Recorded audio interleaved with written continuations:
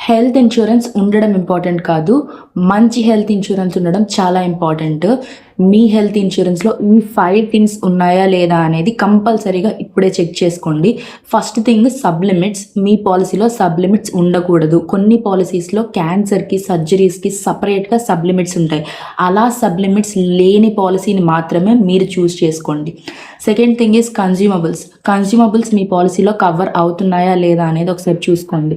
Consumables అంటే injections, syringes, gloves, PPT kits ఇవన్నీ ఉంటాయి.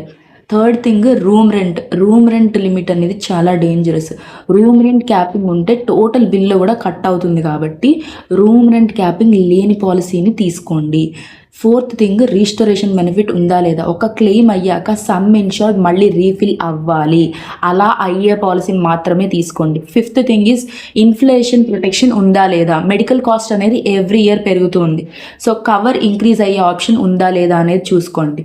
పాలసీ ఉండడం ఇంపార్టెంట్ కాదు, రైట్ పాలసీ ఉండడం ఇంపార్టెంట్. ఈ 5 పాయింట్స్ చెక్ చేసుకోకపోతే ఇన్సూరెన్స్ ఉన్నా కూడా బిల్ మీ పాకెట్ నుండి పే చేసే పరిస్థితి వచ్చే ఛాన్స్ ఉంటుంది. కాబట్టి ఇప్పుడే మొత్తం చెక్ చేసుకోండి. మీ ఫ్రెండ్స్ అండ్ ఫ్యామిలీకి షేర్ చేయండి. మన ఛానల్ని సబ్స్క్రైబ్ చేసుకోండి.